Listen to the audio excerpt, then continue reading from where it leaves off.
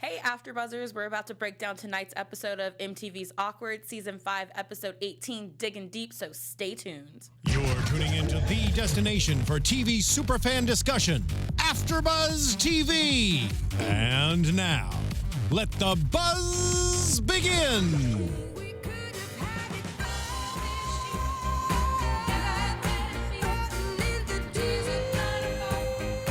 All right, that's enough dance, everyone.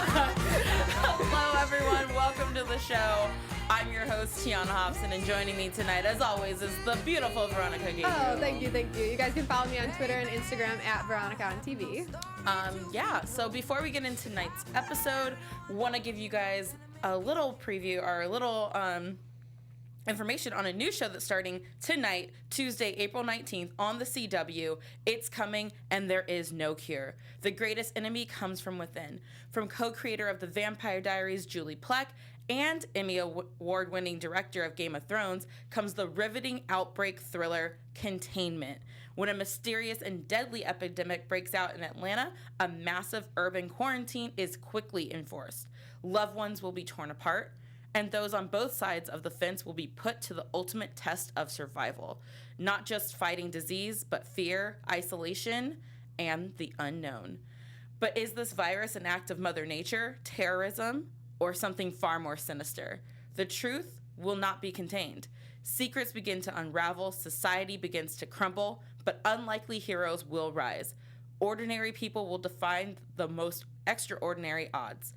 Don't miss the most utterly terrifying yet highly anticipated new series, Containment. The must-see limited series event premieres Tuesday, April 19th, and you can catch it only on the CW.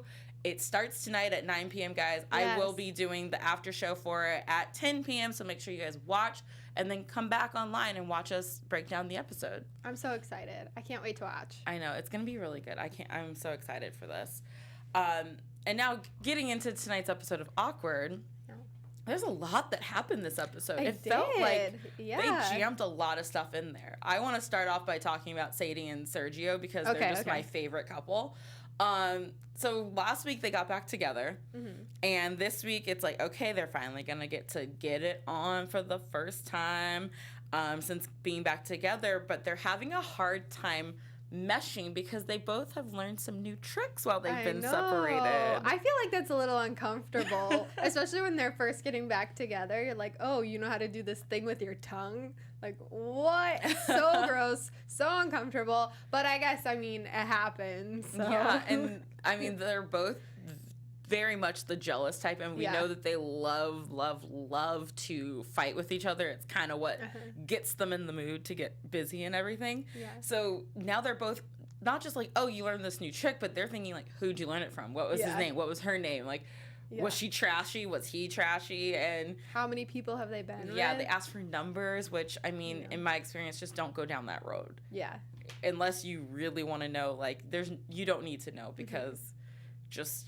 You have your number, they have their number. You both had lives before you got together, so just let those lives be the past. And they have to remember that they weren't together for this time. So it was up to them what was going to happen. But I did think that at the end, when they were at the party, he says, they start naming the different names, and Sergio says, but none of them were you. And that was the cutest moment for me. I thought that was so cute. I'm like, yeah, Sergio. And that's why I love Sergio so much. He always says the right thing.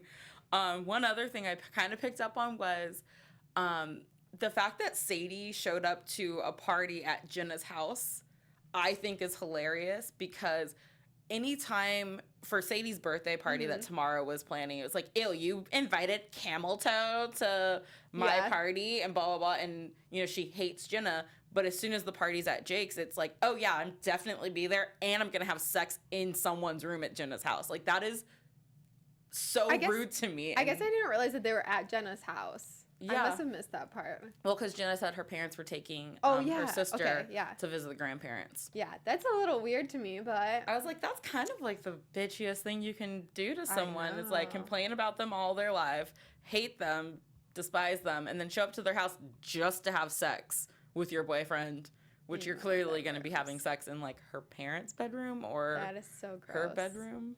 I don't know anyone that's ever done that. Oh, Do you? I mean, yeah, I do. I won't put them on blast, but it happened at my house, and What? Oh we my were God. we were not friends for a little while. Oh, I would because not of be that. friends with them. Yeah, I mean, that was high That's school. crazy. You know? Were your your parents know you were having the party? Yes and no. I was a very good kid in high school. Like, I wasn't having like a rager or anything. It was like, oh, can these people come over and we're gonna watch a movie? And then it turned out to be like maybe 15 friends instead of like the 5 I thought. And then 2 of my best friends disappeared, and I found out later on what happened, and I was like, are you kidding me? Oh my God. Yeah, because, you know, I was such a goody in high school that I was like, I cannot believe you would do that. I would be mad. My parents trusted me. I would be so here. mad. Actually, I think my parents were upstairs, like in their room, just with the door closed, because they were just like, have fun, whatever. We weren't drinking or anything, so yeah. I don't think my parents would do that. I've never had a party at my house, so. Oh, man. That's why I was. Let's not get into the college years, because that's when Tiona threw ragers at our parents' house when they were out of town. Oh my God. High school Tiona was one way. College Tiona was not. Oh my God, that's so funny. It's like I went through a dramatic change. But speaking of the parties, so everyone still feels terrible about getting Jake fired. Yeah. So they have the great idea to throw him a rager. I don't know how that's supposed to make him feel better. But sure, we're going to go with it.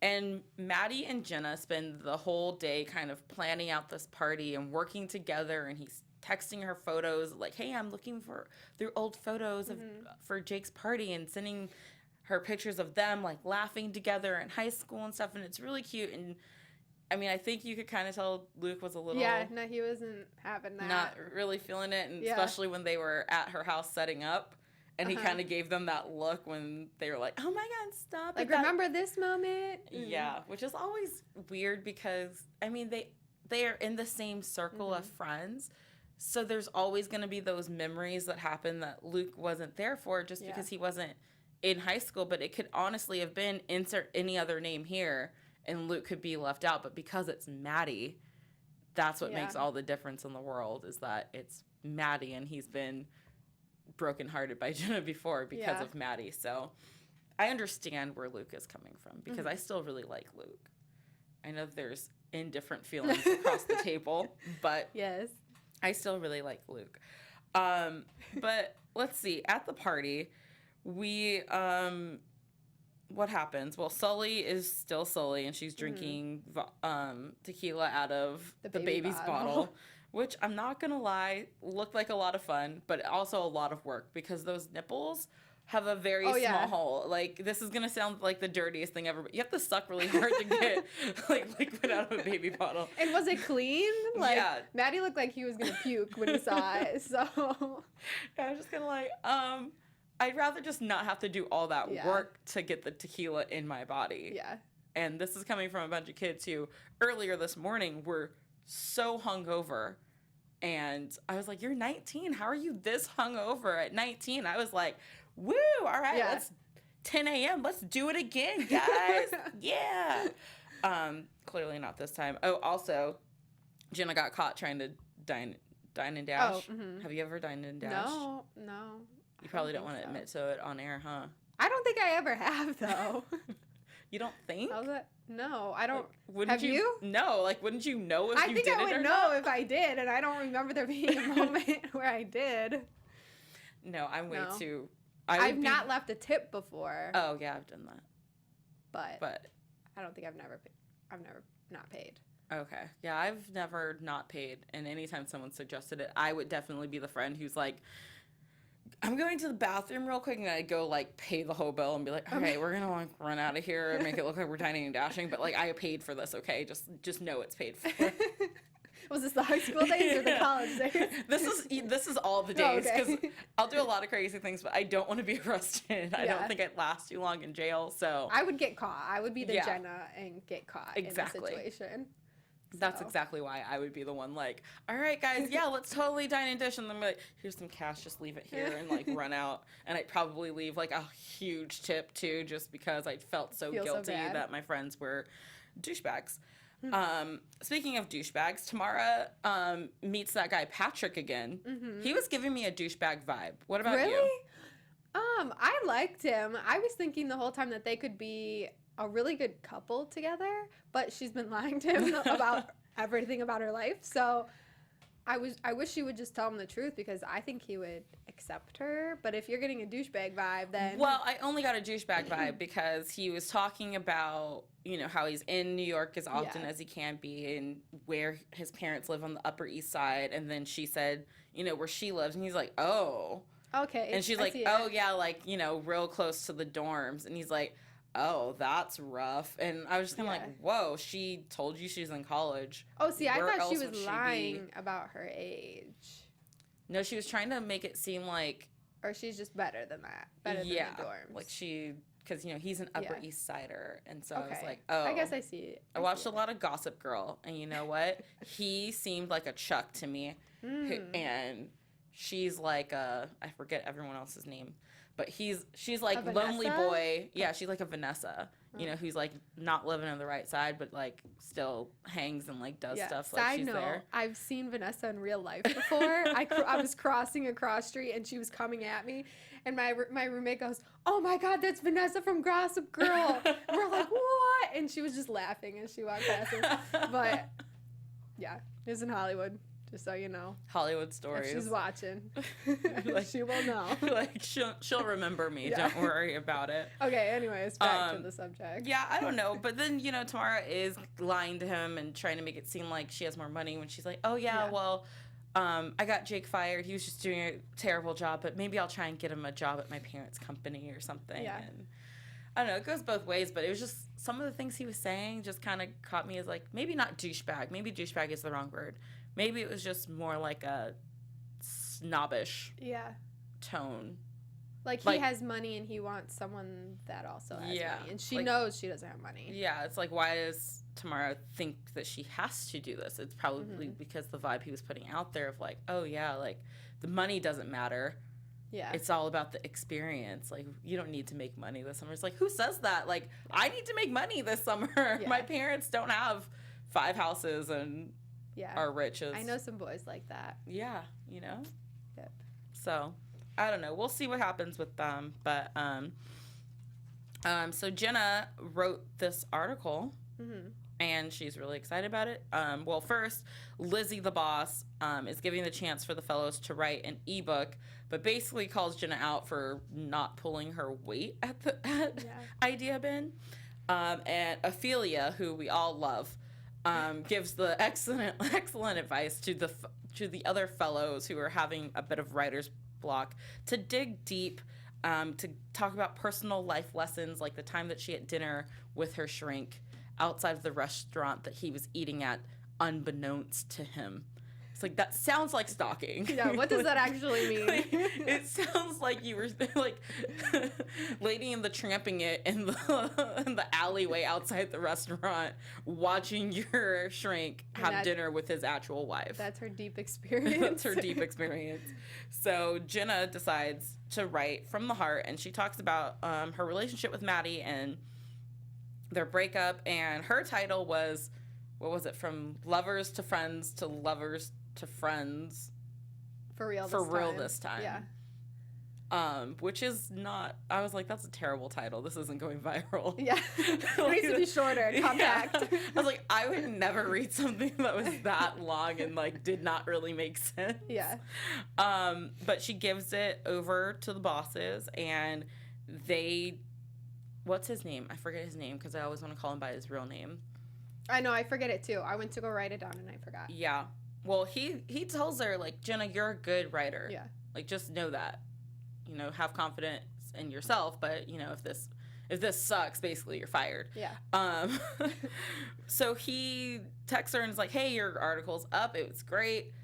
It's on the front page, which is awesome for Jenna. She really needed this. But they changed the article headline to, your needy high school boyfriend is a loser. Dump him already. Which is also a long title. Yeah. But it makes me want to read it more. I think so, too. Like, they definitely did their job right in changing it and making it something that, like, I would click that link. to be like, okay, what is making him a loser? What do I need to dump him for this time? Yeah. And for everyone at home, we like paused the screen and I sat there and stared at it for probably like 5 minutes, just reading as much as I could. And even underneath it, like the subtitle says like, it will make you want to dump your boyfriend right now, like something along those lines. And I'm like, huh, interesting. Tell me more. So I mean, we'll see. She doesn't tell Maddie about it up front. Luke is like, hey, don't panic. I'm sure Maddie doesn't even read Idea Bin, which turns out to be true.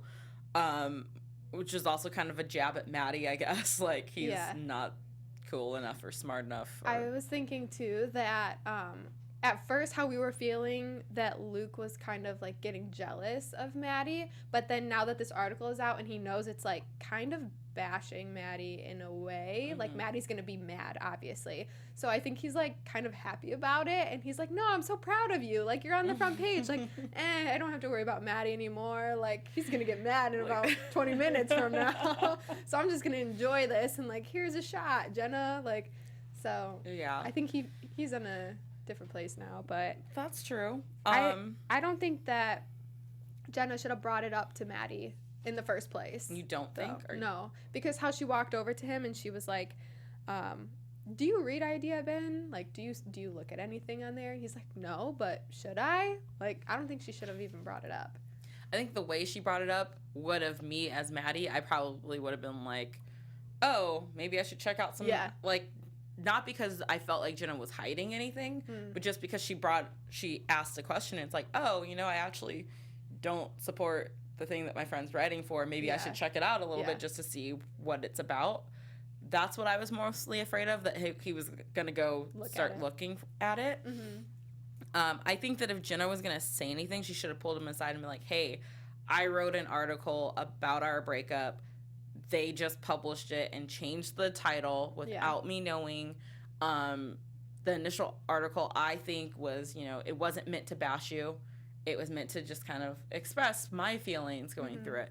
When she finally does say this to Maddie, though, he basically calls her out and says that the article is condescending and that she doesn't know anything about their breakup because he was so depressed and that he was thinking about dropping out of school after their breakup, and that Jenna never checked on him. Is it Jenna's job to check on it? Like, you're broken up, and how do you know Jenna wasn't going through something similar?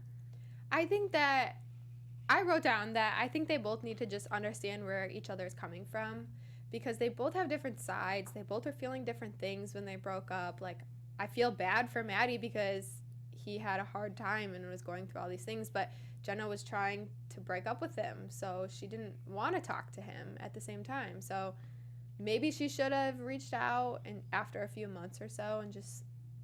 Because it's like the way their breakup happened, it was just kind of like Maddie stormed off and left. Yeah, and then they just never, like, I don't even think they ever said we're not together anymore. Yeah. Maybe they did, and I just can't remember from that flashback. But I don't know, I just felt like for Maddie to say that to Jenna, I'm like, well, it goes the same way. You don't know what she was going through. And I know it sucks to have something written about you when you feel like you're not written in a good light. But it's like, this is her perspective of things. So, of course, even if she means the best intentions of not trying to make you look like a total loser, she's still going to write so that she looks better. And if Maddie were to have written something, he would have looked better. But I think probably what makes him mad is that, they both kind of had that realization, like, oh, the other one had my back in this breakup and didn't throw me under the bus. So maybe we are better. But I don't know. I feel like if Jenna had told him, he still would have had the same reaction. But when you're dating someone who wants to be a writer, I know. That's like dating Taylor Swift. If you sign up to date Taylor Swift, if you break up with her and break her heart, you know that you're going to have a song written about you in the next album. And that is just something going into it. There's no contract about it or anything. You can't really do or say anything about that. And this is Jenna's creative outlet. And so it kind of goes with the territory of dating someone like that. It sucks to say that, but it's the truth. Yeah, and she tried to tell him, like, she was going through a hard time at work and she needed to dig deep and write about an experience that really affected her. So this is really her only big experience that she could write about. So I think they both just need to have a sit down, a talk, and get each other's sides out. Yeah, I mean, Sully was even seriously mad. She was like, "You're defensive. a bitch for real." Yeah. She stopped drinking. She was done. Yeah. She wanted to leave. They both wanted to leave, and I was like, which one of you is driving? Because you've both had a lot to drink tonight. And then that's like the Mama T side of me coming out, like, you're both drinking. You can't drive. So, yeah, I guess we'll see what kind of happens there. And then, I mean, we have Lissa and Jake, who... Lissa is like excited that Jake's been fired because her daddy's boyfriend has a startup company that Jake can go work at, because she kind of saw this job for Jake at the country club as a stepping stone and not a career. And Jake's whole thing is, my friends don't understand that this is my career that they're messing up, not just a summer job, which is why I don't understand why a party was supposed to make him forgive you.